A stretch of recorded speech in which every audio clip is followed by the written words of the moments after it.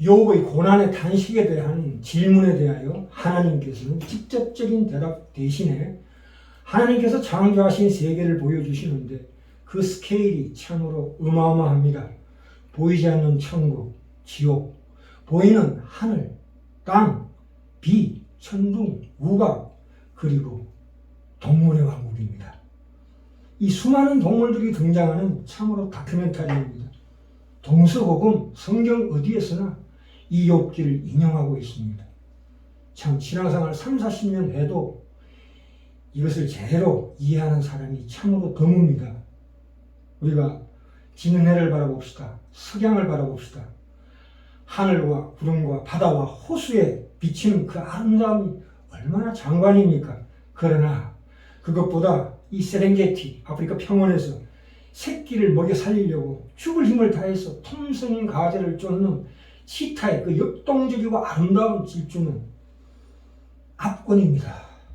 욥기 12장 7절에 그 사실을 우리 욥은 알고 있습니다. 뭐라고 합니까? 욥기 12장 7절부터 8절에 이제 모든 짐승에게 물어보라. 그것들이 너에게 가르치리라. 공중의 새에게 물어보라. 그것들이 또한 너에게 말하리라. 땅에게 말하라. 네게 가르치리라. 바다의 고기도 네게 설명하리라. 이렇게 얘기하고 있습니다. 무슨 얘기입니까? 천지 사방에 널려있는 정보들을 봐라. 자연세계가 그렇지 않더냐? 9절에 나옵니다. 이것들 중에 어느 것이 여호와의 손이 이를 행하신 줄 알지 못하랴. 이렇게 얘기하고 있습니다. 그것들이 다 이 자연에 일어나는 모든 일들이 하나님의 통치와 허락 아래서 일어나고 있는 일이다.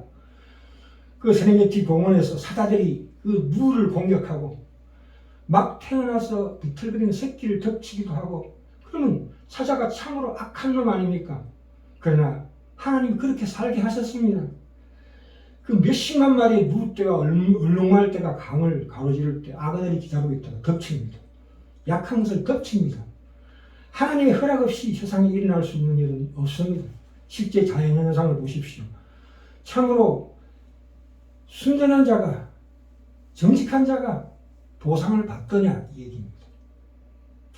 왜 그렇게 간단하게 하나님께서 옳게 일하면 상을 주고 틀면 벌을 준다고 생각하느냐? 그렇죠. 12절에 나옵니다. 늙은 자에게는 지혜가 있고 장수하는 자에게는 명철이 있느니라. 여기서 이 말이 왜 나옵니까? 오래 살아가라. 어떤 게 축복이고 어떤 게 저주인지 잘 모른다. 이렇게 얘기합니다. 하나님의 그 능력과 지혜가 그에게 있고 속이고 속는 자, 죽이고 가는 자가 다 그 속에 그의 하나님한테 속해 있느니라. 이렇게 얘기합니다. 참으로 알쏭달쏭한 얘기입니다. 참 아까 석양 얘기했지만 그보다 더 아름다운 것은 치타의 그 역동적인 모습. 그러나 그것도 인간, 그리고 인간의 영혼, 그 깊고 오묘한 경지에 대한 조적지열입니다. 옛날 한시에도 나옵니다. 경포대에서는 달이 하늘에 뜨고 바다에 뜨고 호수에 뜨고 심지어 세숫대야에도 뜬답니다. 님의 눈동자가 술자리에 뜬다고 했습니다. 참. 그런데 이제 더 나아가서 그렇게 더듬어가서 가장 중요한 핵심, 그 모든 것을 그렇게 섬세하고 장엄하게 창조하신 하나님 앞에 이르는 우리 입에서 무슨 말이 나옵니까? 유궁원입니다. 할 말 없음입니다. 로마서 1장 20절에 보시면 이렇게 나옵니다. 창세로부터 거의 보이지 않는 것들, 곧 그 영원하신 능력과 신성이 그 만드신 만물에 분명히 보여 알게 되나니 그러므로 저희가 핑계치 못할지니라. 하나님의 지혜와 그 마음을 우리가 읽어야 합니다. 그래서 로마서 8장에도 나오지요. 뭐라고 나옵니까? 피조물에 고대하는 바는 하나님의 아들들이 나타나는 것이니 우리가 나타나기를 간절히 원한다면 이 자연계가 모든 동물들이 피조물이 허무한데 굴복한 것은 자기 뜻이 아니요 오직 굴복해 하시는 이로 말미암음이니라. 하나님으로 말미암음 그 바라는 것은 피조물도 썩어짐의 종로도 하는 데서 해방된 하나님의 자녀들의 영광의 자유에 이르는 것이니라. 지금도 피조물이 그 고통의 탄식에 젖어 있습니다. 마찬가지입니다. 우리도 그렇게 됩니다. 그렇습니다. 오늘은 전쟁터에 나선 군마의 자발적인 순종에 대한 비유를 살펴보기로 하겠습니다. 욥기 39장 19절부터 25절까지 봅시다. 말의 힘을 여호와 네가 주었느냐? 금옥의 흩는 일을 갈기를 네가 입혔느냐? 이 말이야말로 참으로 하나님이 창조하신 동물 중에서 가장 우아하고 아름다운 짐승입니다. 20절에 내가 그것으로 메뚜기처럼 뛰게 하였느냐? 참 그 뛰는 모습을 보십시오. 그 말이 뛰는 모습은 너무너무 아름답습니다. 그 위험스러운 콧소리가 두려웁니다. 히힝 하는 그 콧소리가 두려웁니다. 21절 그것이 골짜기에서 허위고 참 이 전쟁터에서 드디어 말이 나가고 싶어서 말발굽을 땅에다가 팍팍 박아대지 않습니까? 그것이 허위고라는 뜻입니다. 힘 있음을 기뻐하며 앞으로 나아가서 군사들을 맞대. 22절입니다. 두려움을 비웃고 놀라지 아니하며 칼을 당할지라도 물러나지 아니하니 이 전쟁터에 나선 이 훈련받은 군마의 그 참으로 충성된 모습을 보십시오. 힘과 용맹과 충성을 칭찬하신 말씀이십니다. 그 말은 두려워하지 않고 후퇴하지도 않으며 그 나팔 소리를 따라서 그 위에 탄 주인의 지시대로 순종한다는 것입니다. 23절 그 위에서는 화살통과 빛난 작은 창과 큰 창이 쟁쟁하며 땅을 삼킬 듯이 맹렬히 성내며 나팔 소리를 들으면 머물러 서지 아니하고 25절에 나팔 소리 나는 대로 소소히 울며 멀리서 싸움 냄새를 맡고 장관의 호령과 떠드는 소리를 듣느니라. 야, 참으로 하나님께서 만드신 이 참 동물의 세계가 참으로 신비합니다. 자, 오늘 무슨 말씀으로 우리가 은혜 받을까 합니까? 하나님의 통치, 하나님 나라입니다. 이 성경 신구약을 통틀어서 가장 중요한 주제가 무엇입니까? 하나님 나라입니다. 영어에서 나라, 킹덤. 그 마태복음 4장 17절에 나오지요. 회개하라, 천국이 임하였느니라. 그것부터 킹덤, 나라가 임한답니다. 그것은 통치권을 얘기합니다. 오늘날 국가의 3대 요소는 국민, 국토, 주권입니다. 이 성경에서 하나님 나라를 언급할 그 당시의 국가의 개념은 통치권이에요. 통치권. 국민과 국토가 아닌 주권에 그 방점이 찍혀 있습니다. 우리도 일제시대 때 우리나라로 때라우치 총독이 우리를 다스릴 때 땅도 우리 땅이요 국도 우리 국민이지만 주권이 일본에 있으니까 그 국토가 대일본 제국입니다. 성경 최고의 사상이 하나님의 주권입니다. 하나님의 주권이라고 하면 하나님이 얼마나 높으신가를 자랑하려는 뜻이 아니라 하나님의 목적은 하늘나라 건설이 분명한 목적이라는 뜻입니다. 통치권이라는 것은 하나님 나라 백성들이 수용해야 비로소 성립됩니다. 왕이 명령했는데 국민이 따르지 않는다면 이를 통치권이라고 할 수가 없습니다. 국토도 마찬가지죠. 한국에 있는 미국 대사관 거기는 미국 대통령 명령에 따르고 심지어 미국 공휴일에만 쉽니다. 여기 있지만 미국인 셈입니다. 마찬가지입니다. 우리도 시민권이 하늘나라에 있는 사람들입니다. 여기 살아도 하늘나라 시민입니다. 우주 만물의 주인이신 하나님 명령에 따르고 움직이는 이들입니다. 주기도문에 나라에 임하옵시며 라는 말씀이 무슨 뜻입니까? 빨리 종말이 오라는 얘기가 아닙니다. 내가 이 땅에서 비록 이 땅에 살지만 내가 하나님의 뜻을 받들고 시행하겠나이다라는 서약이요 언약입니다. 약속입니다. 신앙 고백입니다. 오늘 내가 있는 이곳에서 하나님의 통치권이 실현되려면 내가 하나님의 뜻에 따라 살아야만 가능해집니다. 그때 비로소 하나님도 백성이 생기고 그 영토란 게 무엇입니까? 구약의 가나안 땅입니다. 가나안 땅이라면 예수 그리스도의 품속, 그 몸 안에 지체로 성립이 되는 겁니다. 성경은 하나님 나라의 건설을 목표로 모든 사건이 그 언약의 기초에서 이루어지고 있습니다. 그 진행 과정 속에서 하나님의 절대적인 살아계신 하나님의 사실성을 강조합니다. 이와 동시에 하나님의 백성은 하나님의 통치를 진실로 소원하고 기쁨으로 수용하면서 그 백성답게 훈련받고 나아지고 완성되어져 가는 것입니다. 그러니까 하나님은 홀로 유아독존하시는 분이 아닙니다.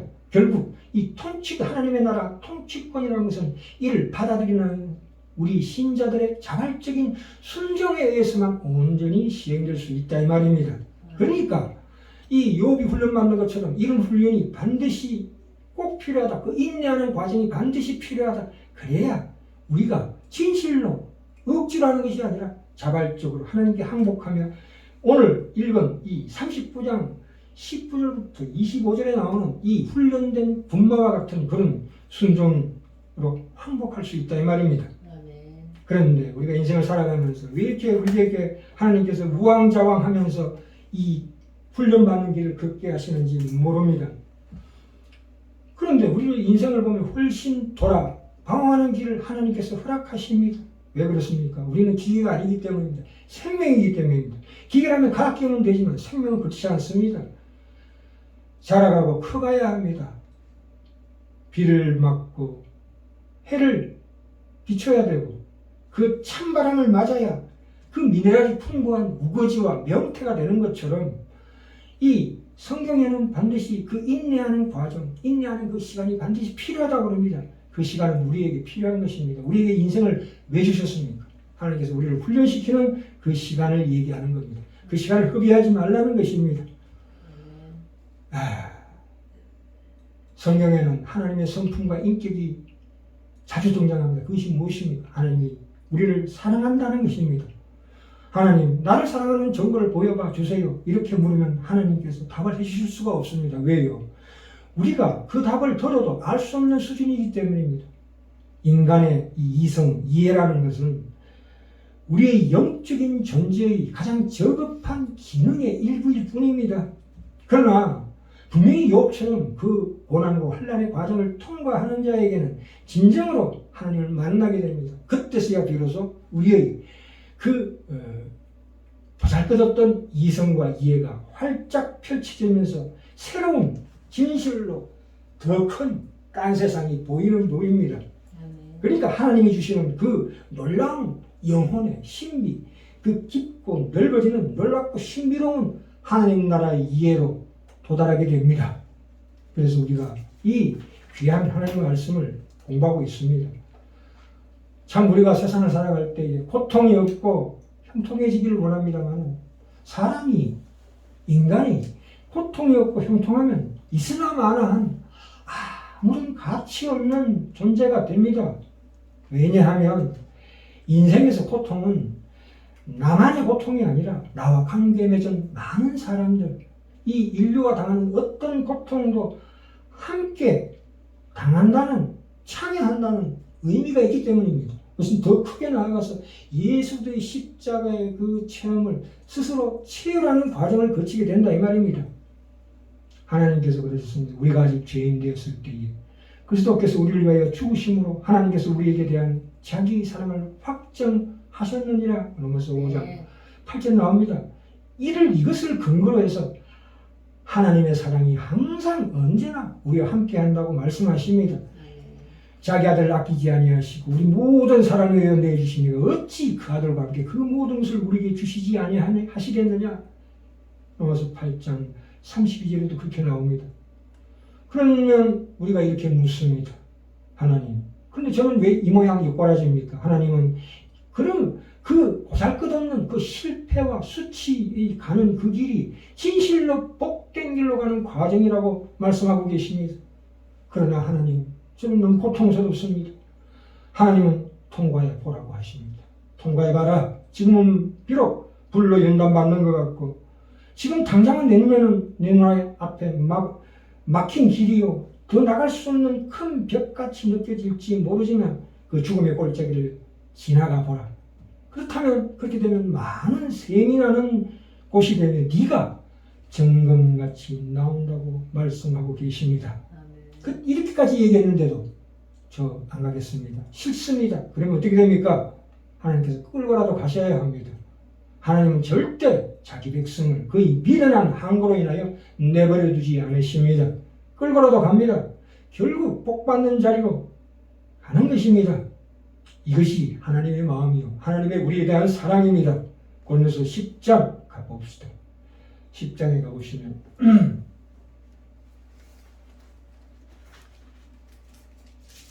1절에 형제들아 너희가 알지 못하기를 내가 원치 아니하노라. 뭘 알지 못하기를 원치 않는다고요? 10절에 저희 중에 어떤 이들이 원망하다가 멸망시키는 자에게 멸망하였나니 너희는 저희와 같이 원망하지 말라. 그 광야에서 하나님을 원망하다가 다 죽었지 않습니까? 1세대가. 이게 여기에서 멸망했다는 것은 구원이 취소됐다는 얘기가 아니고 그만큼 진정한 복을 못 받았다는 얘기입니다. 11절에 저희에게 당한 이런 일이 거울이 되고 또한 말세를 만난 우리 경계로 기록하였느니라. 그런즉 선질로 생각하는 자는 넘어질까 조심하라. 왜 선질로 생각하는 자는 넘어질까 조심하라고 하셨습니까? 이때까지 받은 은혜 잊지 마라. 더 나아가라 이겁니다. 더 큰 은혜를 사모해라 이겁니다. 13절에 그렇기 때문에 하나님께서 이런 보호자 장치를 주셨습니다. 사람이 감당할 시험 밖에는 너희에게 당한 것이 없나니 오직 하나님은 미쁘사 너희가 감당치 못할 시험 당함을 허락지 아니하시고 시험 당할 점에 또한 피할 길을 내사 너희로 능히 감당케 하시느니라. 아멘. 디모데후서 3장 16절에도 나옵니다.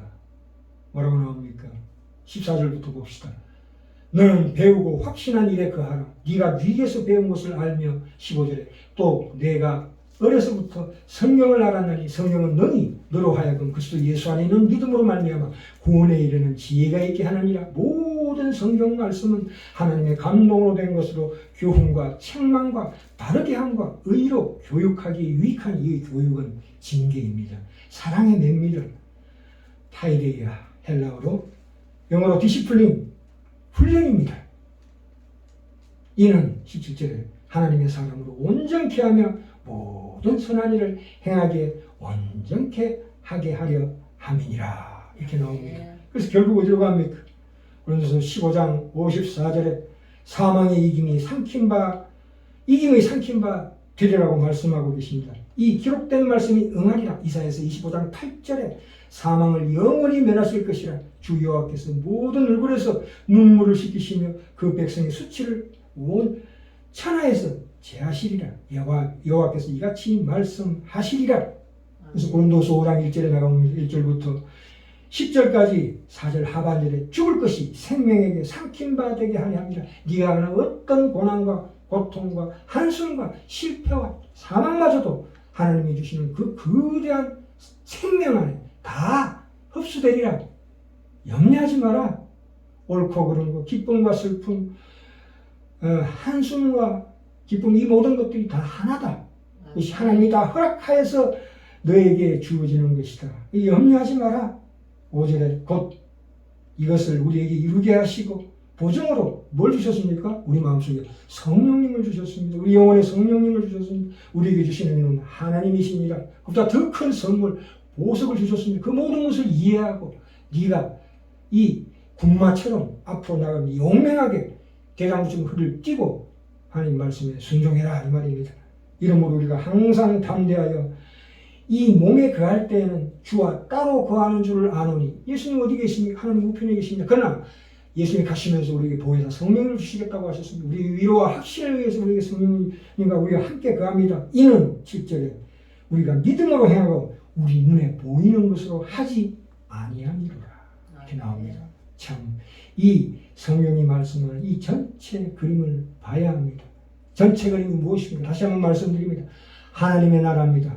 하나님께서 우리에게 이루시고자 하는 것은 눈에 보이지 않는 하나님의 나라의 통치권입니다. 그에게서 하나님의 주권을 확립하고 동시에 그 백성으로 초대받은 우리에게 그 주권을 이해시키고 납득시켜서 그 앞에 항복을 받게 만듭니다.